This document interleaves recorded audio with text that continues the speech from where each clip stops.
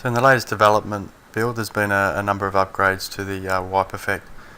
A while ago there was a few people that wanted a diagonal wipe across the entire display, and I've also added a few other things. So if you look over here on the right with directions now, you've got direction. It doesn't have a whole heap. It used to have I think left, right, up, down, but now I've just done vertical and horizontal. And what you do, and then you just reverse direction. So vertical, for instance, is obviously up and down, and you just reverse it depending on which way you want it to go. The reason is obviously I've added a few other things here, like the circle burst and a diamond burst, and also the diagonals up and down. So instead of having a whole lot in here, I've just had the reverse direction. So and by default, this is how it's set up by default. If you already have wipes, it'll automatically convert it to this when you next load that sequence. So we'll just have a look at that one.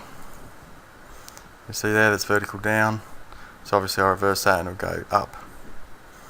So nothing new about that. So a few people wanted the diagonal. So if we look at diagonal up,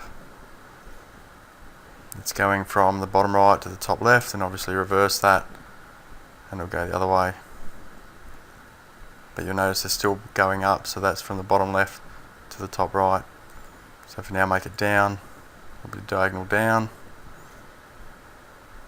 and reverse that, and it'll go the other way, diagonal down.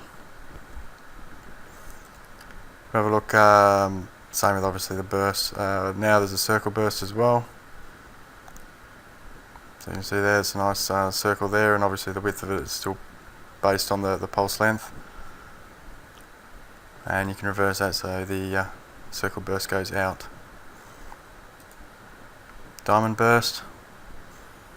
You may not see it too well on mine, but basically it's a diamond shape there, so it's using the diagonal burst. So just to show you better, I'll put it on my P10 display, and you can see it there.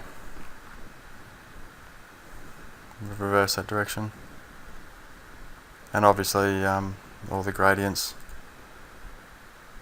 will work across the effect itself. Another thing I've added now is if you go up to movement control, you've got count pulse length, which is what we had before, but now you've also got movement. So if you click on that, it brings up a movement curve. So by default, it goes from in to out. Obviously it's repeating because I've just gone on preview, but if I adjust that curve, say that, and I'll just do it over one, obviously it's going to go out then back in, so out, in. So obviously you can set that up, you don't have to go all the way out, halfway out, and then in.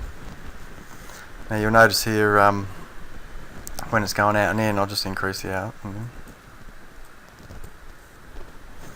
So you notice there that the gradient across the actual element, or the effect, sorry, changes. So the direction that it's going, you can see there's red then green. If you hit the reverse here, it'll just stay the same whether it's going in or out. So you see the colour gradient doesn't change across the effect. So hit reverse again. Each time it changes direction, it'll do that. So yeah, it's a circle,